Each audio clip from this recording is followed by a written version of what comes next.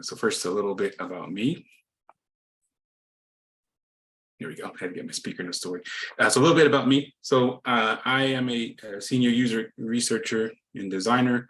I've worked in the industry since '95, and my journey's taken me on a path from a hybrid developer designer, for agencies, for startups in the Denver area during the .com boom, to doing work for educational and startup organizations in Japan, and then back into IT, and moving away from development about 7-8 years ago to focus on UX research and more UX design, and then more importantly UX research. The last 4 or 5 years full time. Done research on projects for Drupal and other custom CMS projects or custom web applications, for Fortune 500 companies to social media organizations and fintech. I'm proud to say I've been a member of Esteemed for years, I think at least 3 years now. And I've enjoyed working with Chris and Rob and Matthew on several things the past few years. And so today I kind of have some things I'll present, and please feel free to ask questions at any point. And so this can be kind of an interactive discussion. I think that'd be best for everybody. But first, I wanted to share something that kind of jumped to my mind. I think I saw this post about 2 weeks ago, excuse me, on LinkedIn. So this was this marketing company executive posting about things that he had seen about customers they were targeting. And I won't read it, but I'll just kind of go over some of the scenarios that we saw there. So he was saying that he realized that they should target on customers that have pain, or customers that have problems, because in the best case scenarios of, in his case, it's a software as a service platform, but it applies to websites and web applications. In the best case scenario is users that have the ideal circumstance, and it's not considering things that they should factor in. So he mentioned now he actually mapped out journeys, they determined who their user types were, and then out of that, they were able to come up with some different workflows and some different processes for different types of users, and find some benefits for their company in finding new leads and getting people to onboard for their project. So I kind of call this his eureka moment. This is a moment when he saw the value of UX strategy in their software development lifecycle or in their overall service lifecycle. And that's a thing that can tend to be overlooked by many people. The benefits of UX research, most people won't argue against it. We all know that it's good to have an understanding of what our users need to improve the user's experience and increase customer satisfaction. But how many of us have run into this type of objection? Oh, we don't have money for that. We don't have time for that. That's going to slow us down. There's no budget for that. This is something we can run into for web projects that we might be doing as entrepreneurs or for our day jobs as employees. Things that can tend to minimize or move around, allowing us to implement some level of UX research or UX strategy on our projects. So I'd like to show you first what my design and development workflow is for my projects for my small LLC. We always loop research into our projects. Even if there's someone that thinks they can't, oops, I'm sorry, I jumped too far. Even if there's someone that thinks there's not enough budget, there's not enough time, we try to make sure UX research is factored in to some level on all of our projects.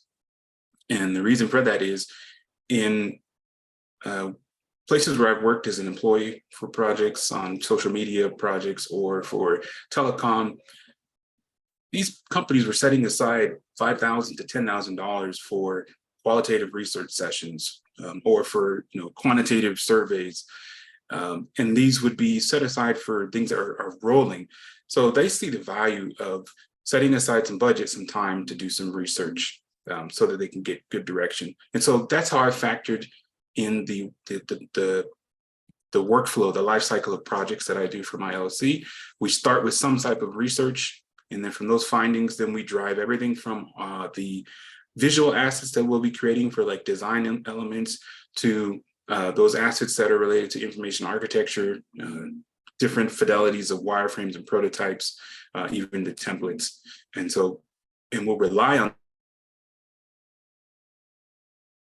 today as we go through some of the kind of the basics of the benefits of UX research, and then kind of look at areas we can try to implement it into our strategies for web development projects.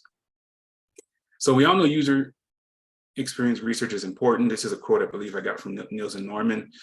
So keeping the user at the front of all decisions of the product lifecycle result in a product that's trusted, well-liked, used, and then I added on to that is and successful. Because when we consider the symbiotic nature of the project lifecycle and user goals, we see the value of investing resources early to understand the needs of our users. So just like that quote from that marketing executive, as they were seeing these users who were having pain that they weren't factoring in, that's where doing that research early to identify who are the users that you want to target for your business, how can we get them a path that's going to help them to onboard. So this is going to provide a clear roadmap for projects based on user goals, but then more importantly, you can base those user goals on business needs. So if you factor in different types of users, then you understand where can you provide an on-ramp for those users for your business. And this will help ensure that the proper problems are solved at the proper time. Not that you take every problem and solve it, but then you can help you prioritize things and make sure that your customers are happy, which will lead to a happier business. And we often try to say that UX helps us to kind of have the proof behind our messaging. And so all of us here have an idea of what UX is, but it's all about perspective, because as designers and engineers, we have an idea of how a product will work, but our users many times can't see the idea as we envision it. And so that's where user-centered analysis or human-centered analysis, their mental model, and advocating for the user's needs, and then finding ways to connect those outcomes to help the business is really important for helping to navigate through successful web development projects. So the ways to discover and solve users' issues, first we need to have some type of a design strategy. And this can be the logical design for, what service are we making? It can be the visual design for the interface, having a protocol of some type of user research, and then getting stakeholders consensus on the strategy and the protocol for research. And research needs to be measurable. And so these are some points that we can use in user research efforts to provide proof. What is the effectiveness of the workflow? What is the ease of learning? What's the efficiency of use? Is it easy to remember? How can we prevent errors that will cause the users just to stop using it? And how can we make this a tool that is satisfying for our users? And more importantly, how can we align these with business objectives? And so many times when we think of the term UX, automatically we think user interface in most cases. So we know that user interface connects our users to a product and its underlying technology, and that the experience is important for that. So the experience is the entire sphere of what the users interact with that product. And so some high level elements of UX, the UI, the user interface is a part of that, but we also have things like the information architecture, interaction design that are also a part of UX. And so I'd like to say this is all under the umbrella of user-centered analysis and design. There's a lot of different elements that are flying around for web projects. And this next slide is a good illustration of the different aspects or elements of UX. So here we can see, this is from an illustration from Katie Shelley, a really talented illustrator. Anything from design research to industrial design, content strategy, operations management can fall in the wheelhouse of UX. And especially when you have a web project with many different flying pieces, many different teams working on different aspects of it, it can get confusing on how this can be factored into a coherent strategy for UX research. So that's where it's important to learn how we can traverse the different levels of UX research. And so this is kind of how I've taken that illustration and kind of simplified what we saw. So we have the more strategic level, which some refer to as customer experience, others might call service design. Then we have a more detailed level where we're getting into user experience or product design. And so we can have research initiatives that are happening that are more strategic. And then as the need affords itself, we can get more detailed into that research to cover things such as information architecture, user interface design, content strategy, et cetera. And for larger projects, these are some of the roles that we might see people fulfilling in these projects. So on that higher level, we might have UX architects, we might have UX researchers who are working. And then as you get more detailed into the details and specifics of a project, you might have people like UX writers, UX engineers, UX designers who are doing work in these other domains. It's all UX research. It might not be happening at the same time or the same pace. And so the important thing is to help our stakeholders on our products understand who are the users that we're targeting and have a discussion with them. Because many times as designers or as developers, we can have an understanding of what we want to happen, but the simple truth is we are not our user. And what we might think is going to be an ideal workflow or an ideal path to solve a problem might not be the case for our end user or end users. And so that's where user-centered analysis methods will be vital in implementing a strategy for our web development project. And us as the development professionals, whether we're designers or we're writers or we're developers, we can advocate for the users, even if we are not ourselves a user experience researcher per se. We can still champion for these principles that will help ensure that some level of research is accomplished. So we have like two different types of research we can engage in. First, we have qualitative research, where we're really going to be trying to understand the experience of the user, like in direct, in most cases, direct sessions with them, where we're trying to uncover their experience, their pain, frustrations with a workflow or with an application's interface. And some of the ways we can do that, initially, even with requirements gathering with our stakeholders, we can do things in-depth interviews, contextual observations. I won't read all these. Things like diary studies, heuristic analysis, or usability testing. But the thing is, as we go down the list, there is a higher requirement for time and money in most cases. And on the other side, we have our quantitative research, where we're really going to be trying to show numbers. So whereas qualitative, we're trying to pull out experiences, thoughts, comments about pains, joys, frustrations. The quantitative then is going to be trying to look at numbers. Like we might be trying to gauge things like time on task, rates of bounce rates for a website by looking at analytics, looking through search log analysis, or doing surveys. I listed a couple of the popular surveys. Net Promoter Score is one, System Usability Scale is one, to gauge the effectiveness and usability of a workflow. A/B testing, very popular in marketing spheres, to test two different variants of a application or a service with users and gauge which one is performing better. Even eye tracking is another method. And so the important thing here is at least understanding what methods are available, so that we can then choose the method that is most appropriate for our web project. Because not every project needs to have usability testing. And even if we do have usability testing, we don't have to necessarily it doesn't have to be a moderated session. There are options we can do for unmoderated usability tests or unmoderated design research, where we can still gather some data for our project and still get some feedback from real users, but then we're not having to invest the actual time to find users, recruit users, offer some type of compensation in many cases, if the organization allows that, for them to participate in these studies for us. And so we'll cover some options that I've used personally that might be helpful for that. So these are the different methods we can use. And depending on the method that we decide to use, we'll have different artifacts that we would be creating. And I'll just quickly cover some of those, and then we can open up for any questions. So these are some of the results that we might lead to from the results of our research efforts. We might come up with, I call them pain and joy themes gathered from research.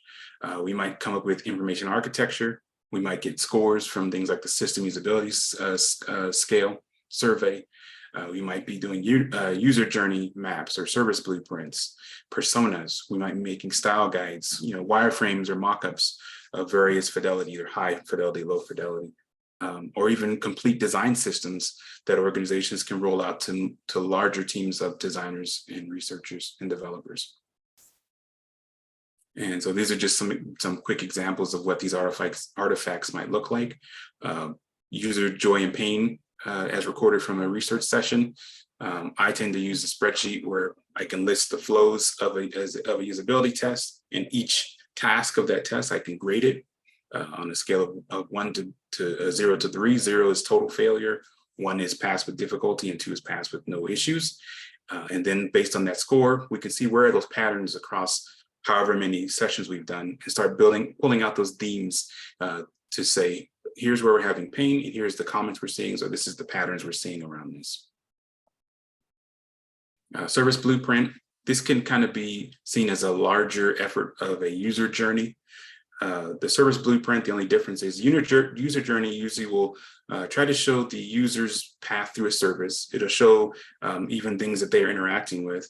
The service blueprint is going to show what's happening on the back end, on the business side. What are the services that are being initiated when a user does something on the front end? So it's a larger map that shows a more holistic experience than just a user journey. But it's a powerful tool on a project where you have multiple teams, perhaps, or people from different expertises engaged in a project, and there's many different pieces. There might be old legacy touch points that we're still dealing with. And I've seen in many cases, you could be talking about the same tool or the same interface, but they're using different vocabulary. And so using something like a service blueprint, you can visually show them, hey, here's this point in time, the users come into the system, they're engaging this, and this particular touch point is calling this API.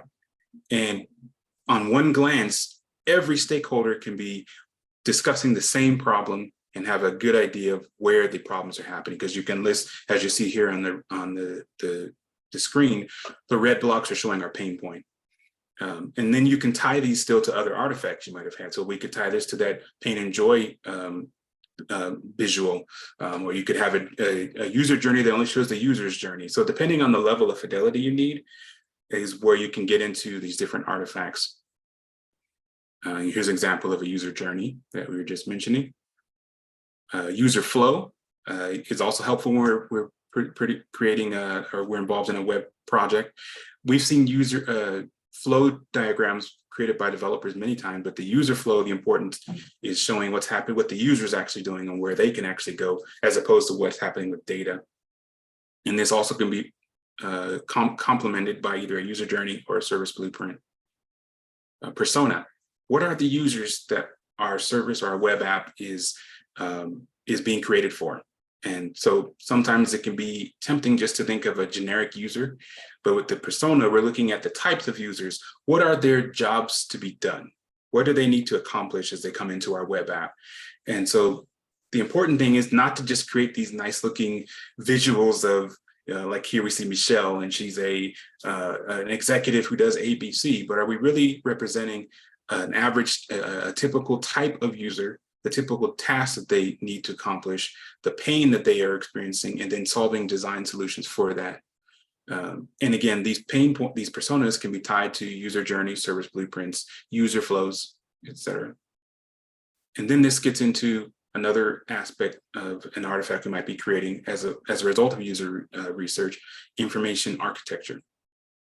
We all know information architecture as web professionals, but we can leverage data we've gained from whatever method we might have been using to start to paint a picture of why the navigational or the architectural structure we are proposing is the most beneficial. Whether we've gone through and looked at Google Analytics and we've seen pages where there's really no engagement or the bounce rate's really high, and so we've changed our structure, or we've done a card sort. So we've seen an existing site had some issues. We did a card sort with users where they kind of organized these links to what made sense to them.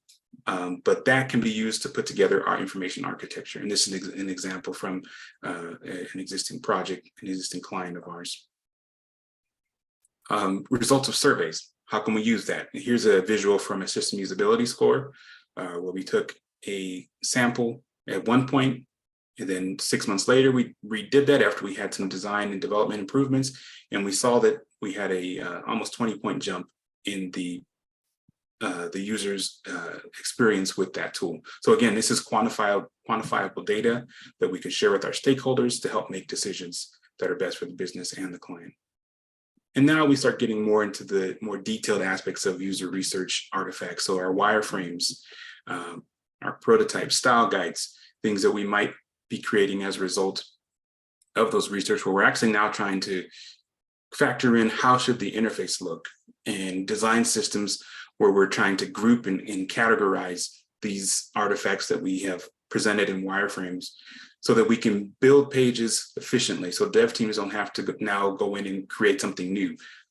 We had the wireframe, we had the prototype. Based on that prototype, now we start building in real components that we can use in our web project. And we can build this in an atomic way.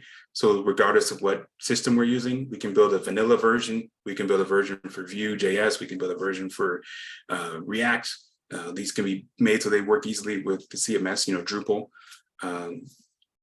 So we have a lot of leeway then that we can, again, try to focus on what's the appropriate level of user research for our project. Is it going to be the more strategic research we're doing to put together a service blueprint? Is going to be more detailed things we're going to be making to build out an information architecture, and what methodology within that are we going to do? Our methodology, are we going to do in-person interviews? Are we going to do live but remote interviews? Or are we just going to do fully unmoderated sessions? So we have a huge variance of options we can choose to create a strategy for our web development projects. And again, just looking at my workflow again, we start out with research. And depending on the scope of the project,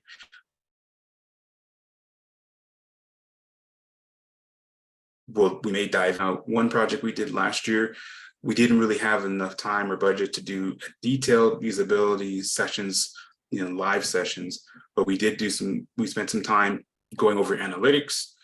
We did some unmoderated usability sessions with a small group of users, but we still got some user feedback, and we used that to make decisions.